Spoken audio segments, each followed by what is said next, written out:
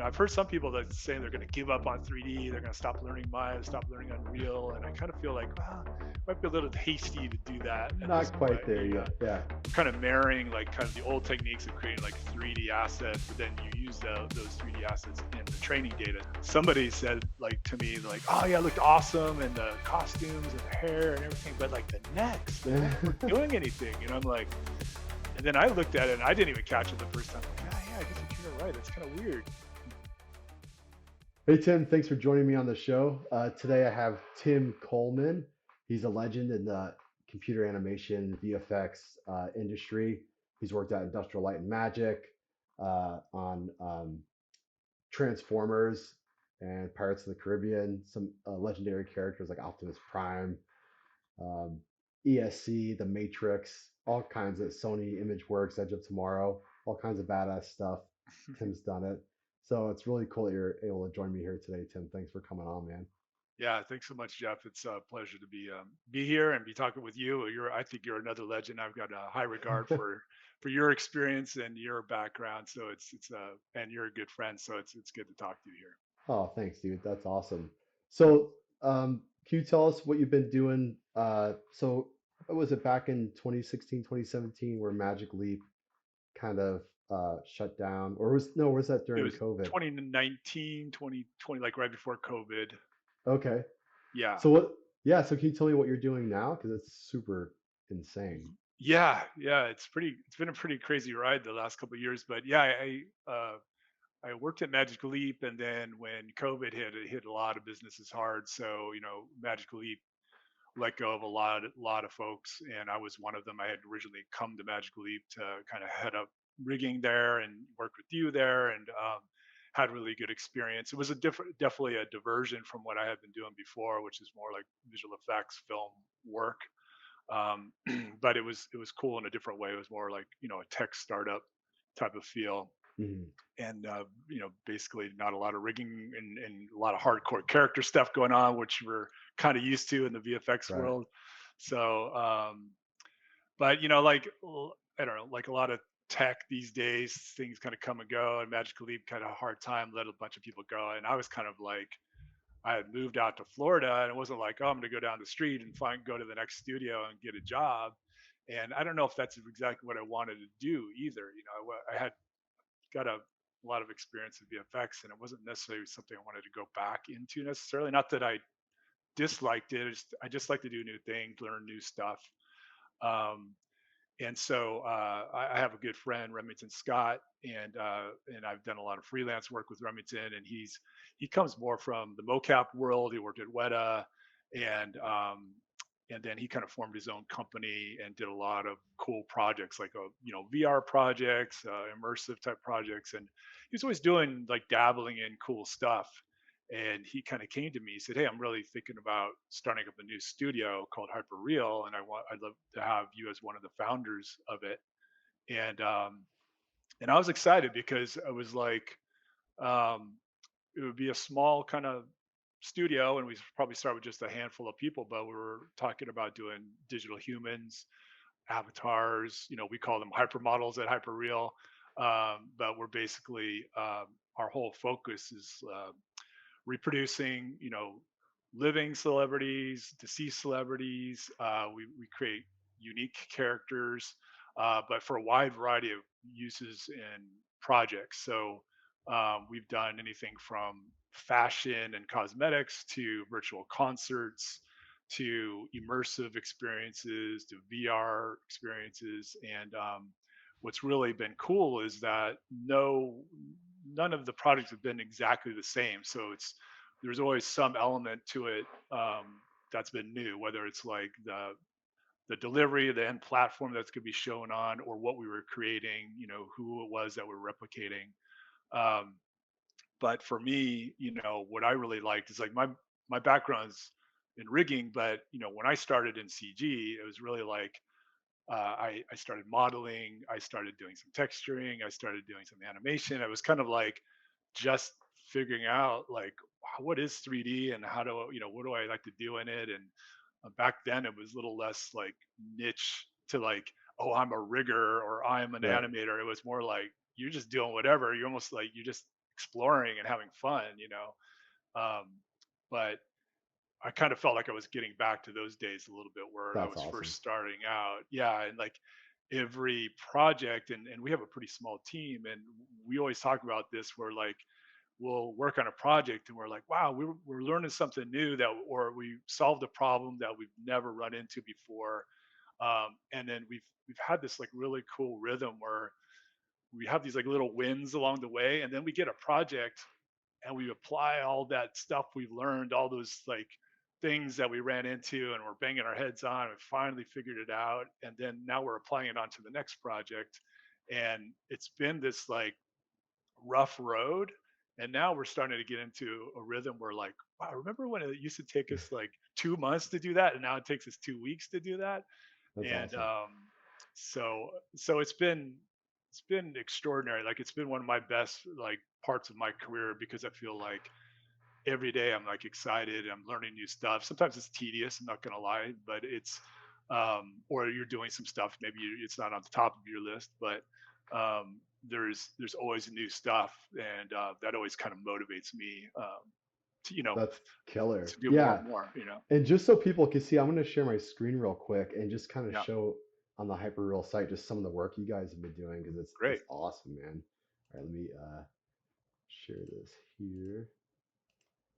Tim, can you see my screen? yeah, hmm Okay, cool. So then, all right. So yeah, this is the Hyperreal. So it's hyperreal.io. hmm And man, you guys did this Mike Tyson yeah. piece, and I'm a huge Tyson fan. Oh, awesome. Um, I love boxing, and just like Yeah, obviously the Jake Paul thing coming up. right, So, exactly. Rooting just for Mike. yeah, rooting for Mike, man. Um, Yeah, but just the fidelity that you guys achieved on this, I yeah, mean, it's insane. It looked like you guys did like a 3D scan session or like a facial performance scan yeah, or yeah. So the whole thing with Hyperreal is like we don't just do like you know we didn't do like a 3D Mike Tyson just for the fun of it. The whole premise behind Hyperreal is to create these digital identities of celebrities, in this case Mike Tyson, and um, have have them have ownership over that digital identity. So we basically are working together with celebrities to like create this, in this case, this 3D asset of Mike Tyson that could be used in a video game or it could be used in a commercial. But it's all in partnership with Mike. So it's not like we're just kind of doing this on our own. right, So in this situation, we're both benefiting from it, you know. So this idea is like, we had a scan session with Mike, so I didn't get to meet him, but Remington met him, and he was super excited. So what's really interesting is see some of these celebrities or entertainments or sports stars. They as they start to age, they still have an image they want to present, or they have opportunities, or maybe they're losing those opportunities that they used to have to do a commercial or something like that. So now, we could create Mike Tyson in his prime digitally, and Mike Tyson can benefit from the profits of that or the promotion of that asset. Um, that's so so cool. yeah, so we have a like insanely talented team. Like we just have, like I said, we're kind of specialists in different areas, but then they the team I work with also can do a lot of different things. So it's our team can be as little as 3 guys sometime to 10 or 15. So it really depends on the projects. But this one was pretty cool, and it was like just to do like a teaser, kind of opener, and then announce our partnership with Mike Tyson. And I'm still blown away. Like when I show it to people, they're like, "Oh my god!" Like you can see the pores on his face, and Yeah, it's you know, you, insane. it feels like you're right there in front of him. So I would say it's it's like bleeding edge of the level of fidelity that the stuff you guys are doing is kind of on that edge, man, leading the oh, way thanks, man. with this I stuff. And appreciate it. I have so many questions. Like, Yeah. so when you take on something like the Tyson project, do you guys start with? Do you have like a generic asset that you're like, okay, here's like our base human that we kind of derive some data from to create Mike Tyson, or do you start from scratch? Yeah, we have kind of like a base template, I'd say, of like Hmm. model topology. I mean, we pretty much have mostly done humans, so we have like a human template. And so that's anything from the model topology to the textures and their resolution, the file formats. And we kind of just like modify that template into like whatever we're trying to create. So, we'll start out with the male human template, and then we'll create Mike Tyson using that template. So in a way, it just kind of helps us standardize like what we're building, so we know, and it also kind of gives you like a little bit of an assembly line. Like, okay, Hmm. we know we need these maps. We know that we're going to use this rig. So we use a rig that's like pretty much compatible with hand keyframe animation or mocap or both. You can kind of layer them on top of each other. So we do a lot of mocap, but a lot of times we're editing that mocap. Like we never shoot mocap and it's like it's final. As soon as you Plug it shoot in. it, it's always like Yeah. tweak the fingers or adjust something, or the retarget isn't quite right or whatever, and then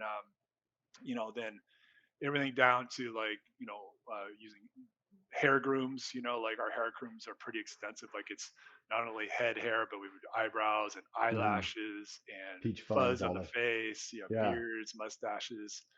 Um, and so now like with AI too, we're starting to get into more like acquiring like source data, like visual image data of celebrities. So like doing like a photo session with them, to kind of capture, at that age. So a lot of times we'll end up modifying some of this stuff, or we'll use their hypermodel to create training data for AI purposes as well. So That's insane. that's another like cool thing with AI is like we're kind of marrying like kind of the old techniques of creating like 3D assets, but then you use those 3D assets in the training data. So like we don't have a Mike Tyson with high res image data When of like he's 20, right? yeah, like a turntable of his head doing facial expressions. So now we could kind of like create a digital version of a training session of his younger self, and then use that in like a deep fake or face replacement or Hmm.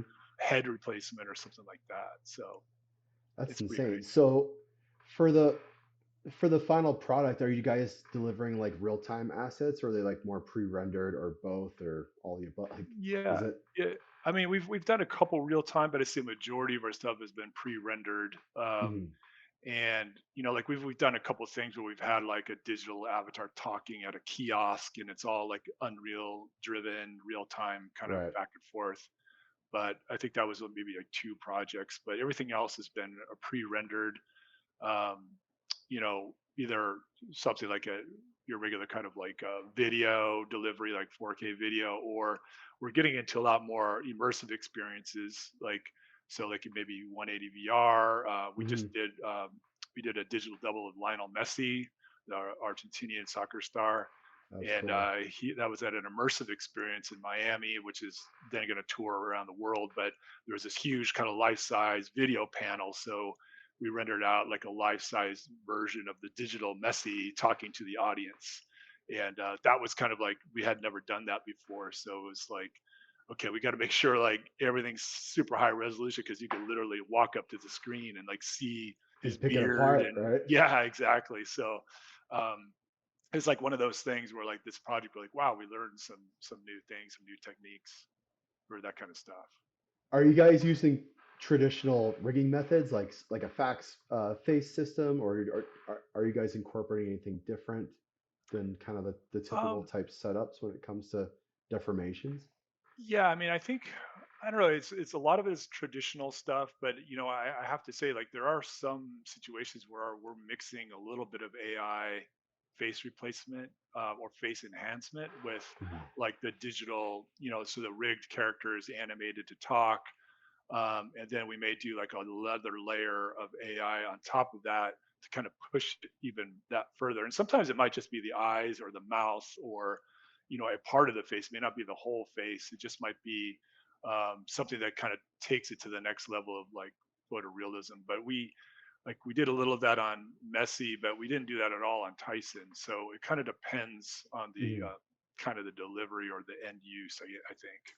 Right. Well, what the level of performance is going to be, maybe. I think with the Tyson one, Yeah. it's kind of just looking around. It wasn't like a big Yeah, performance. yeah, he's kind of blinking and stuff. But then when we have characters that are talking, and it's a lot obviously more challenging. So you have to make sure like the Right. face kind of stays on model.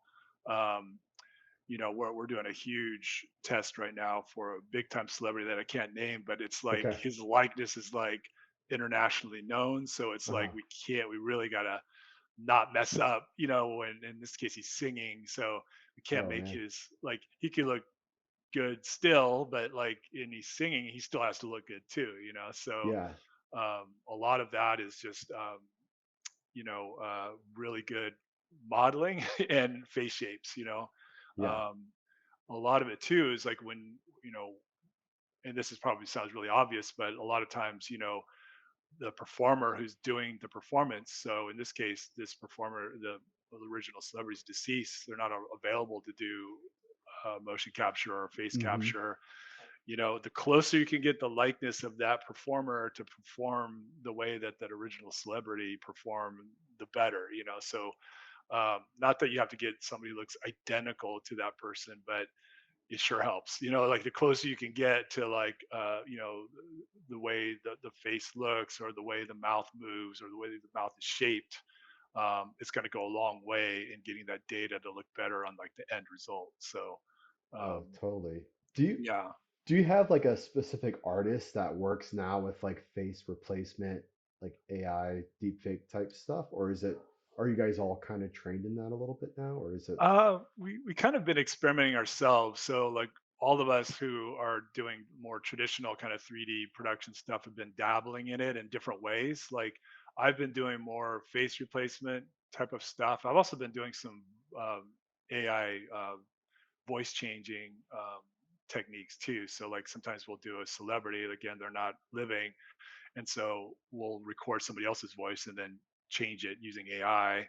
Mhm. We actually did that with Messi. We had a stand-in actor recite all the lines, and then we did a AI voice to then change it to Messi's tone and accent.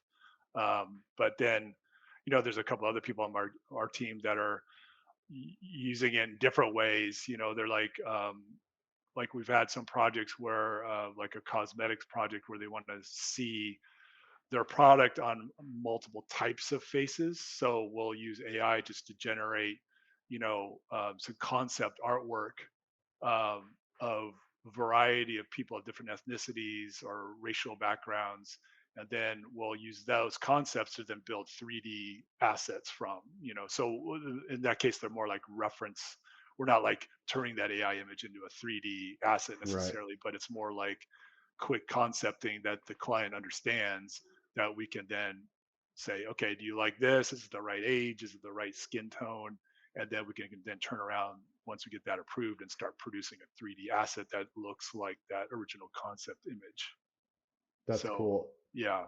When I hear you talking about all this stuff, it makes me think like the traditional, let's say like a company like Blizzard, Mhm. they're very structured. Everything is very like the pipeline's pretty rigid. It's Yeah. things could take a long time to move through, and any Yeah. changes need to be rolled back through. Mhm. Um, you guys sound like you're very dynamic and very nimble. And Yeah. um, is it? Do you Yeah. guys have like a pipeline, or is every separate project kind of like its own kind of just whatever we need to get it off the ground, or do you guys have like a specific process and Yeah. I mean, organization? it's a good question. I mean, we are small, so we're able to be nimble. And a lot of times, we will have a project come in, and the first thing we do is like, how are we going to approach this? Like, how much of this is going to be traditional kind of pipeline, like our 3D pipeline, and how much of this might we experiment with some new tech? But I would say we have like a pretty standard pipeline as far as like folder structure and file naming and where things go.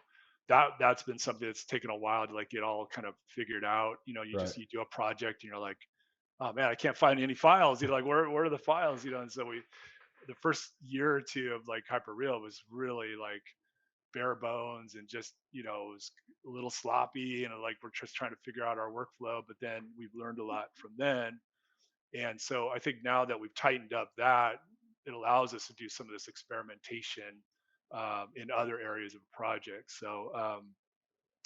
So yeah, it's we not every experiment's a success either. Like sometimes we'll say, hey, let's spend a day like seeing if this tech is something worth looking more into.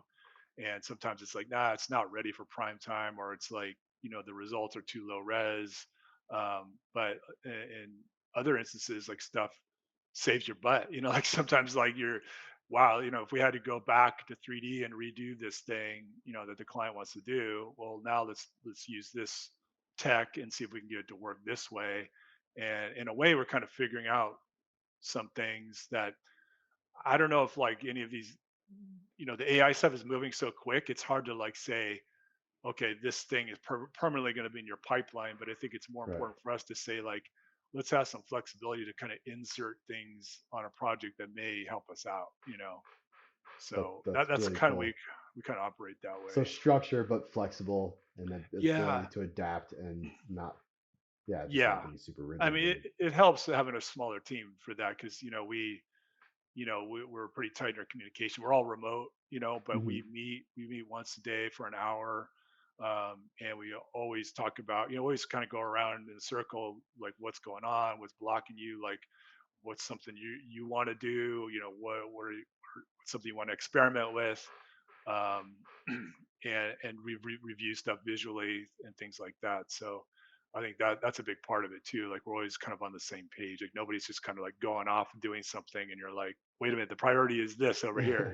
right. So yeah, Yeah, especially as like a technical artist, like we tend to nerd out and just, yeah, you want to sink your teeth into something because it's a challenge, not because it's maybe the best way forward. yeah, And you're just like, right. I need to figure out this one thing. Exactly. Yeah, I can't get off the computer until I figure this out. Yeah, your wife's like, Yeah, dude, come to dinner. I yeah, can't. exactly. Yeah, I know. I still do the same thing. And I don't know. I think that's what's good about like you meet once a day. You kind of like check each other, and like if Uh-huh. somebody's waiting for something too, like you don't want to be like fooling around with something while they're like sitting around like twiddling their thumbs waiting for the file that you need to give Yeah. them.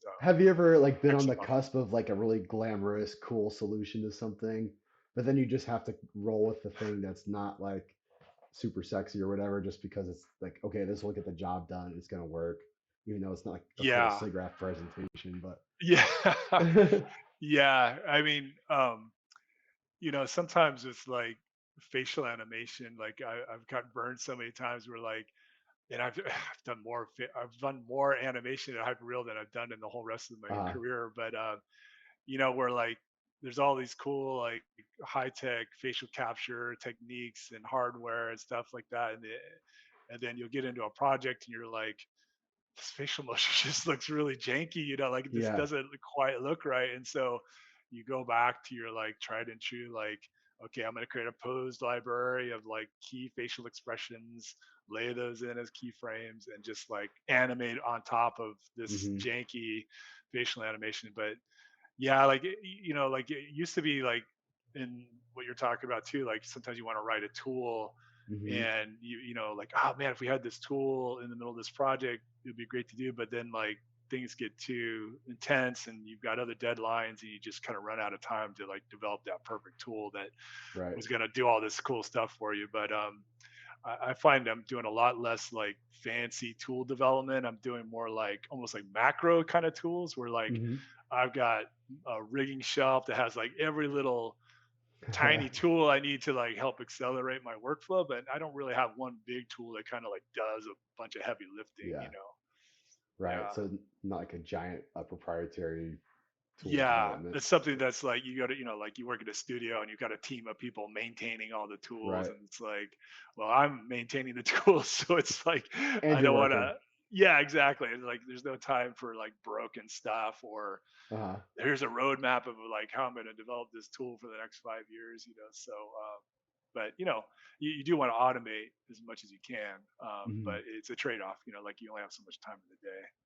So do you guys have time between projects to do a little bit of like development type stuff, or is it all like, all right, as soon as we're done with this, then we're rolling on to this next thing, and you never really have time to document or to like Yeah, reevaluate things? yeah. I mean, we kind of go through these lulls, like right now we probably, we usually have a little bit of time between stuff, and usually our projects get pretty busy at the end. So as soon as they kind of ramp down, another one might be starting, but usually there's like a slow ramp. It's kind of the typical kind of cycle.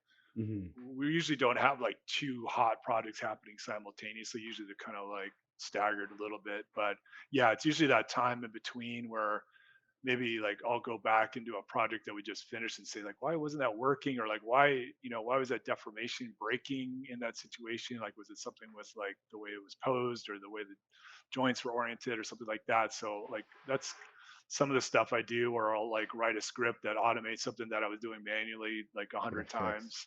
Hmm. Yeah, exactly. So, um, and then sometimes it's like small little improvements to the pipeline. Like we've made like some topology changes a couple times to like our standard human model, and sometimes it's like you know change the UVs to get more resolution or something like that. So yeah, That's cool. so yeah, it's kind of like wherever you can fit in improvements, you try to do it.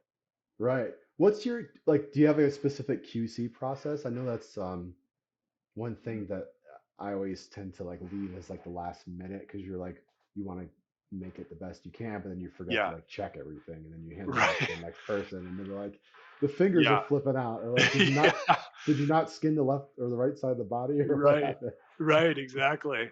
I mean, Yeah. I think my tried and true QC tool is like I have like a generic mocap ROM that I Hmm. load on all my characters before I kind of like push it down the pipeline. So I'll do like, um, I have this like little script where like I'll quickly just retarget like every part of the character moving, including fingers and maybe not so much the face at that point, but get everything moving. Maybe it's like a 2000 frame or 3000 frame animation, and I'll do like instant duplicates of the body at different angles.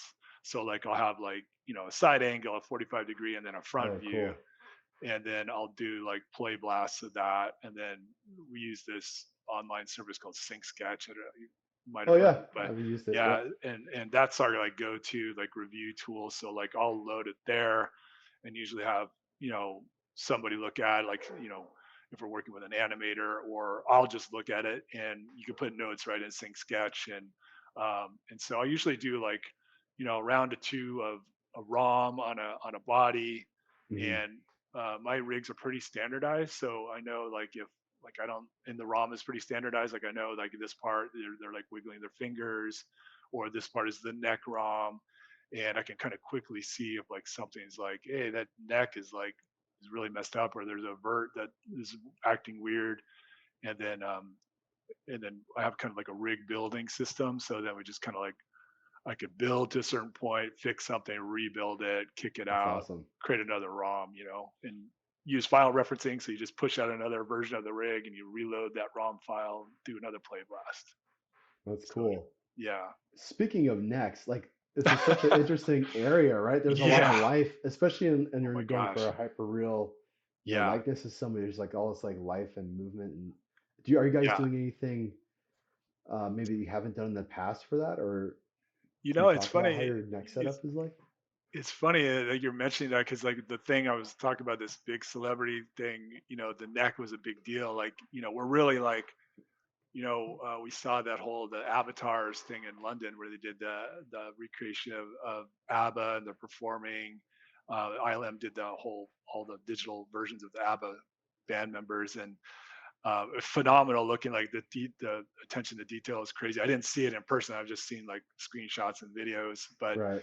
somebody said like to me like, oh yeah, it looked awesome, and the costumes and the hair and everything, but like the neck weren't doing anything, and I'm like, and then I looked at it and I didn't even catch it the first time. Like, yeah, I guess you're kind of right. That's kind of weird. Like you get all this other stuff, and then like, and maybe neck in that situation, but sometimes it could be eyes just not working right, or not Hmm. looking in the right direction. Um, but I think I'm on the cusp of exploring some new methods. Like I feel Uh-huh. like um, right now I'm kind of using more like traditional rigging methods, like maybe I'll use like some like collisions for like just this mastoid muscle Hmm. here when the neck turns, and maybe some shapes like more like pose driven shapes for different neck poses. I mean, luckily it's human, so that has a particular range of motion. So Right. I have kind of like a standard like set of poses that I'm doing for my characters, and I, of course, have a great modeler I'm working with. So like I'll give him source shapes, he'll like give me back the Oh, sculpted that's shapes. awesome. I just plug them back in, and then I kind of combine that with, I guess like it's a very like low level muscle system, but it's more like a deformer than it is more like a full muscle system. I don't like Mhm. run a simulation. It's like all running and playback, and Right. but I've been looking at there's this new Adonis FX, which is like kind of like the Ziva replacement, kind of because like Oh, Ziva is kind of interesting. I gotta look that up. yeah, like Ziva is kind of like gone the They wayside they of like a locked lot of down. tech companies. Yeah, exactly. And Adonis FX um, I'll share my is like a screen. whole new muscle system, and it runs in Maya. I think they have a Houdini version, but Oh, um, interesting. yeah, and supposedly it runs really like fast. The one thing I didn't like about Ziva is like it was literally like running a simulation. Like you had It to run was the rough. simulation. Oh my god! And I really didn't like working with it because I couldn't iterate very fast. And and I played with this a little bit, but what I'm seeing with Adonis FX, it's more like deformer. It's a simulation, but it's more like so fast and more like in kind of the deformer speed realm that I'm Right. sure you could like crank up quality and things like that. But you're getting a much more kind of like standard rigging interaction. Like maybe a little bit heavier rig, but you're kind of getting the Ziva result, but like kind of with a more, I think, optimized workflow. That's Um, really cool. You just stop sharing that real quick. yeah, I had when Ziva announced they were shutting down, I was like, well, what's the next thing gonna be? And then I yeah, looked, I was like, oh, maybe Houdini. hmm Um, so I took like a month and I really tried to drill down in Houdini to try to learn yeah, the built-in muscle tools that are in there. hmm It's really hard and it takes a long time. And yeah, just to get something to look not goopy or rough or yeah, too bubbly or like they boil or like all these yeah, different, yeah, it's so exactly. much work and it doesn't at all seem at all plausible to be like, hey, we have a month or two to crank a character out. We're Exactly. gonna use like I wouldn't use that. Like, Yeah, exactly. I mean, I kind of felt the same way. Like I never had timelines where like I could spend a month making a muscle rig for something that like was mostly closed, like and like, yeah, and that's, sometimes like muscle systems are like a little overrated, because I like know. I kind of feel like what I want to do with the Dawn FX is like come up with like a standardized maybe neck muscle system Because you that need like an maybe, area, right? You don't yeah, need like. exactly, and I need this area to look good, and of course, I don't want like shoulders that lose their volume and things like that. But Hmm. it could be it'd be great to have a little more modular.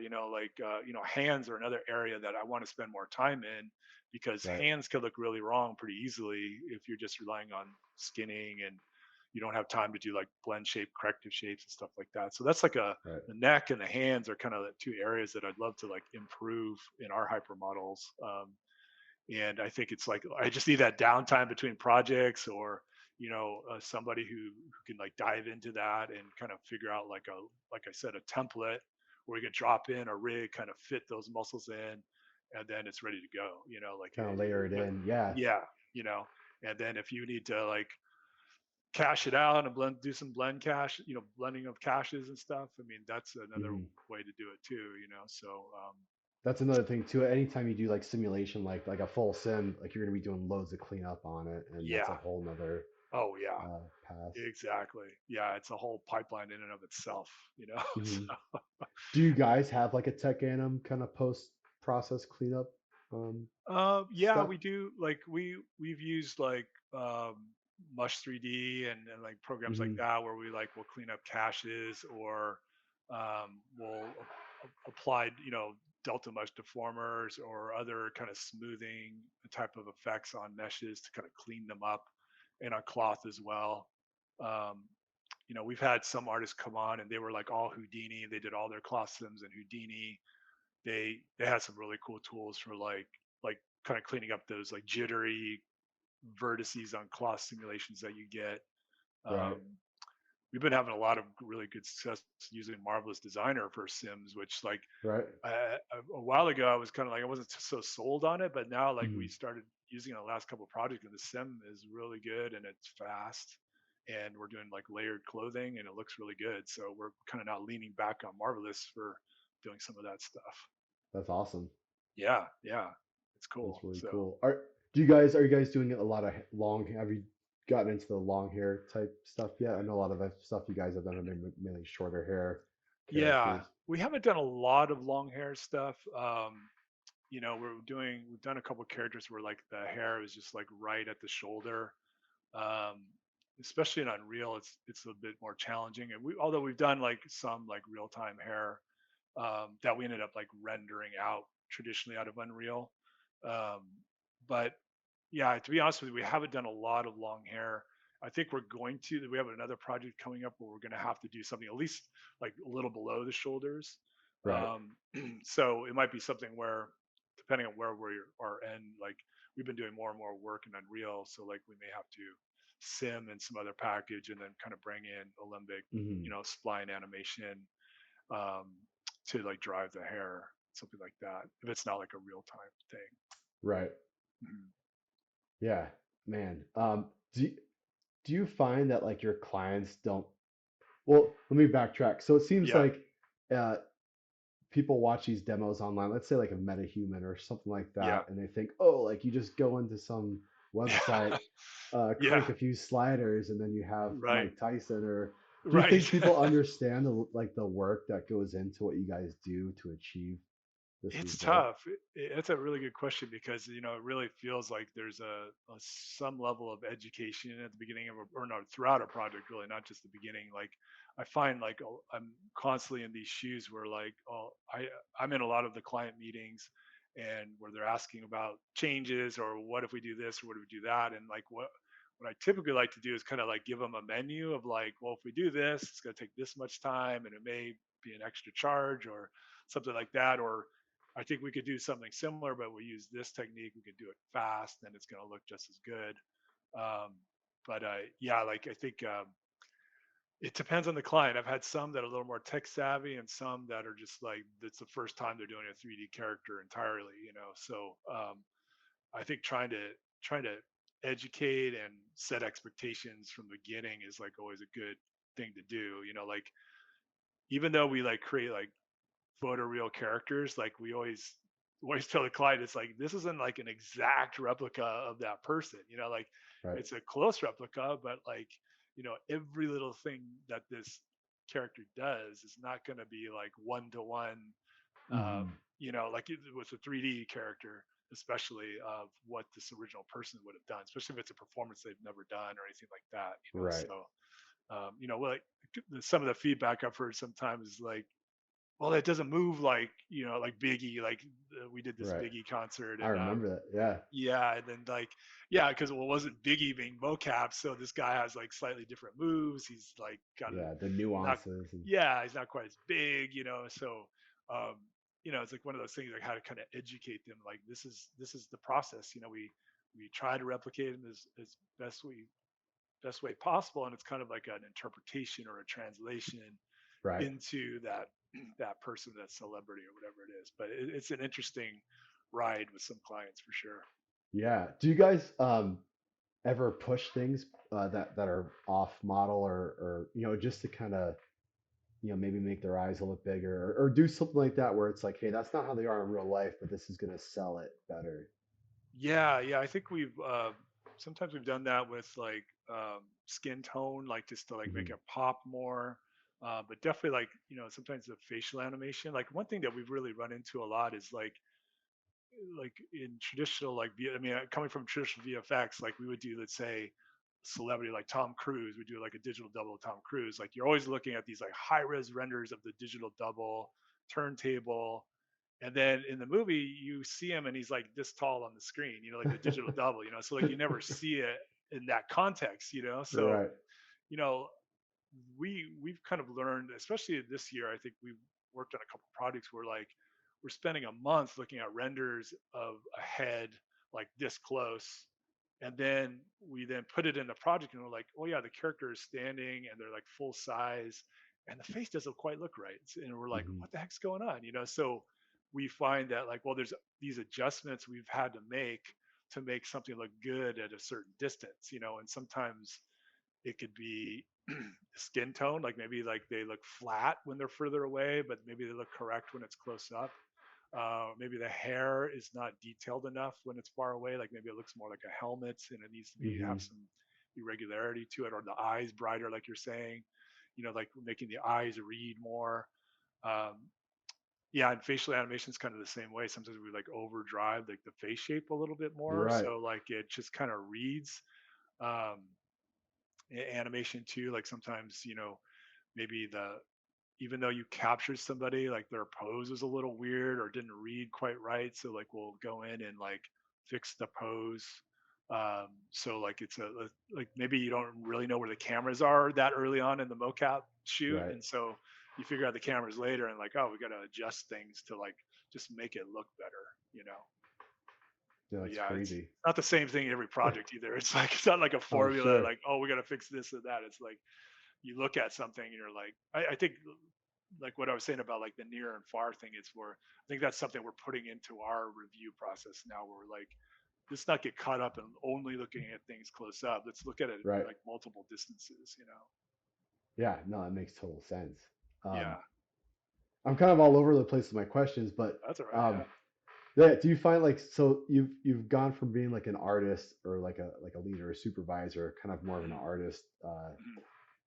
context, but now you're more of like a founder, like a bit almost like a bit. Would you say a business part of the business Yeah, side of it too? yeah, So yeah, what's that like? definitely. Like worrying it? Do you have to think about things like budget and all that Yeah, kind of stuff and like the money side along with the creative yeah, side? yeah. I mean, I think that's like it's a good question because it's like definitely a new thing like that I wasn't doing in VFX in my past Hmm. experience. I didn't do any of that stuff. I may have been involved in bid days, like how long is it going to take to like develop the rig for this character or whatever, something like Right. that. But yeah, like here, I wear a lot of hats. Like I get pulled into a lot of the business side of Hyperreal. So we have an executive team. They're mostly with business backgrounds. They don't have a Oh, VFX okay. background. They don't have a digital production background. Many of them, but they're more about like you know creating partnerships with other companies or funding the next project or um, reaching out to see if answering like inquiries about like what we do and things like that. And so I feel like they're educating me on the business side, but I'm educating them on like what it takes to build a digital character. um, but yeah, like I'll get pulled in, like I get mostly pulled into how how long a timeline or how much it might cost to build like a character. Hmm. And sometimes that's like variable based on like, is it a partnership or is it something it's more like we're being paid to simply just create something and then hand it over. Um, but a lot of it is just like, how long is it going to take to do something, uh, figuring out a schedule with the client, what are those milestones of like delivery, meeting with the clients. Like I think I do more meetings now than I've ever done before. And Yeah. like right now we have juggling three different projects. I'm doing a lot more like 3D and technical work on one of them. The other ones are kind of ramping up, but still like you know uh, managing some outside teams. So we have some like freelancers that will come in and do specific things. Um, and some of them are all like international, so like it'll be calls at different times with those teams. um, but yeah, it's interesting. I'm not like a fan of like lots of Zoom calls and Yeah. budgeting and all that stuff, but Right. it does break it up and it kind of makes me look at things a little bit differently. And I also have to manage my time a lot better, I think, than I've done in the past, where like I kind of now allocate time, where I'm diving into the 3D and doing tech work. And I kind of separate that time out from where, like I kind of time that when I don't have meetings normally, Hmm. and then I'll have my meetings in kind of like a certain part of the day. I try to, and then communicating with our internal team and stuff like that. So yeah, it's like it's interesting right, being kind of pulled into all that kind of Yeah, stuff. that's a lot. Do you Yeah. use any special tools like Trello or anything to kind of manage or stay organized with your managing your Yeah. time? Yeah, I mean, I use Notion Hmm. a lot. So like Notion is kind of like our team's like internal wiki and documentation hub, and then we also use Slack for kind of daily kind of messaging and channels for projects and posting artwork and for feedback and things like that. And then Sync Sketch is more like reviews of like rendered data or animated videos and things like that. And Sync Sketch has been really cool. It's also become a kind of our archive where like we just Yeah, create a you can look review back. for almost like every time we post something, and then yeah, we like we'll go back and refer to like, hey, this is what we were doing back then, or we'll be on one project and we'll look at back at another project and say like, hey, can we use something from that, or how did we do this thing? And but yeah, like tools like that are really essential. And thank God that there's tools like that. I mean, because like in the maybe 20 years ago, it's like, oh, a notepad on my On a notebook, paper, right? And then you Yeah. lose it on the way home. It falls in a Yeah. puddle, and you're like, Yeah. "Well, Yeah. that's it. I Guess I guess got we'll just nothing to close do. up shop." Yeah, exactly. I was gonna add like, kind of being at the ground floor of a company too. I feel like it's been a different motivation, like um, not that I'm hard to be motivated. Like I love working on films because I feel like there's like an end goal and you really want to Hmm. do your best to like make that character really work well in a film. But like being at the ground floor of a company that started up, it's like a different motivation. Like I really want, obviously want the company to succeed and I want our work to really shine, but there's like this extra boost, it's like a little shot of adrenaline where like, well, I'm doing this so like we can grow our company or we can get that next Right. project or we can make this, we could show this celebrity like, hey, we did this project, look what we could do for you. That's it's a lot of cool stuff comes out of that. Yeah, that's awesome, man. It Yeah. really is.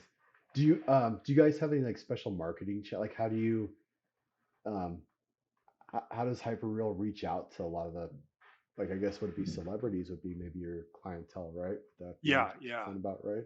yeah. Is it almost like on a one-on-one, like, hey, we're gonna target so and so or try to approach Mike Tyson, or is it, Mhm.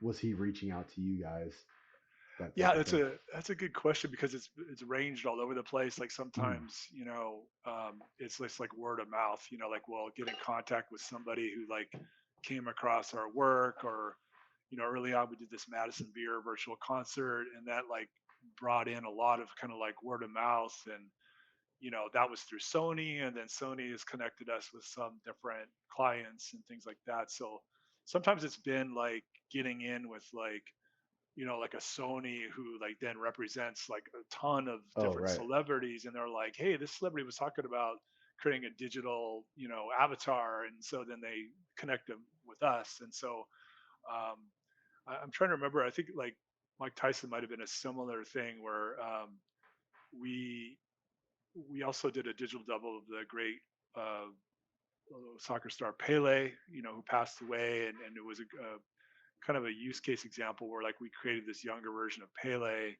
and kind of showed it to Mike Tyson to say like, hey, we could do this with you. We could make your version of you digitally in your prime, exactly the way you want it. And sometimes like stuff has come about that way, so it's just kind of like random, and sometimes one project we will do something and then those people connect us with somebody else who's looking to do something similar, so Right. So it's kind of been just kind of all over the place. network Yeah, effect. yeah, I mean we've been pretty lucky, like I know a lot of, I mean we've had a few times where it's like a little dry, but like we've been pretty busy most of the time, and I think we're pretty lucky in the we don't take on huge massive projects like films, like we don't do film work. Most of our products are kind of like in the 3 month range, and Hmm. to me, it's been perfect. Like, one year we could do like 4 projects and they're all totally different, and we learn all new things, and we have all different kinds of output from each of these projects. And, some of the stuff we work on, like we haven't been able to show as like a test for something, like we've done some really cool tests, but like we'll never be able to show them because Yeah, they're that's such a for, bummer. yeah, and I'm sure you've done the same, and so but some of those tests like will help you get other work, or is it just a great exercise, in learning? Mhm. Like, okay, we figured this out doing this test. Like what are the challenges, and what are we doing well, and what do we need to improve on? Yeah, that's really cool. Yeah. What do I guess a good question would be like the future. Like, where do you think the future of like character development in 3D is kind of heading? Since you guys are Yeah. kind of experimenting with all these different things. Yeah. I mean, I think it's easy to kind of like talk about AI Hmm. and saying like, oh, that's gonna like do it all for us. Like I don't quite see it that way. I mean, I kind of feel like the way we've been starting to use AI is I feel like it's going to be like a complementary tool, it's going to be like another tool in your toolbox. So like, you've got Maya and you've got Unreal, and now you have like a series of AI tools. And I feel like, maybe some of the development of AI may settle down at some point where like there's going to be some go-to tools to do specific things. Like right now, it's like I literally like every week I open up my feed and there's like 5 different ways to do like AI lip sync, and you're just like, I don't even know. I'm overwhelmed. Yeah, Um, but I kind of feel like AI is going to keep going, and there may be some stuff where like you'll be able to use AI to completely do something that you used to have to do as a 3D character. But I really feel like it's going to be a mix. Like I feel like just this idea of like, you know if you want to do like face replacements or even body replacement stuff, like creating a 3D representation of something could be your training data for AI. So like if right. you want to create somebody at a certain age wearing a certain particular outfit, saying particular things, um, and there's no photographs or videos of that, like what are you going to do? So I feel like, I've heard some people that say they're going to give up on 3D. They're going to stop learning Maya, stop learning Unreal. And I kind of feel like, well, it might be a little hasty to do that at this Not point. quite there yet. Yeah. Yeah. I mean, in the same token, there's amazing stuff I'm seeing out of AI, Hmm. but still a lot of broken stuff too. Like the voice in the back of my head is like, well, what if the client says like change this, and that, and you Right. can't do it? The AI is not going to be that specific. Just the So art direction. Yeah, I yeah, feel like yeah, like that's lack of not there. control. Like if you want to make a TikTok video, that's one thing, but if you want to have like an art directed piece, it's Hmm. got to move a certain way, it's got to look a certain way, then like, yeah, it's going to be tough to do it entirely with the AI. But maybe investigate how AI could help you do that. Is kind of the better mindset. Yeah, for sure. Well, Tim, Yeah, thanks so much, man. I don't want to take up all your time, and I appreciate you yeah, no coming problem, on. Jeff. And I urge anybody watching this, go check out hyperreal.io, and I'll put a link in the description. It's amazing work, and I'll put a link to some of Tim's work there as well. But Yeah, yeah, it's been awesome, man. yeah, YouTube. We got a YouTube channel too. It's very small. We don't have a lot of subscribers. I'll send Oh, you that awesome. link too. And I Kill have it. a I'll lot of our definitely check it. videos too. Yeah. But thanks so much, Jeff. It's like really enjoyed your questions to kind of reminisce a little bit, get Cool. the thinking cap on. But yeah, it's always good to talk to you. You too, man.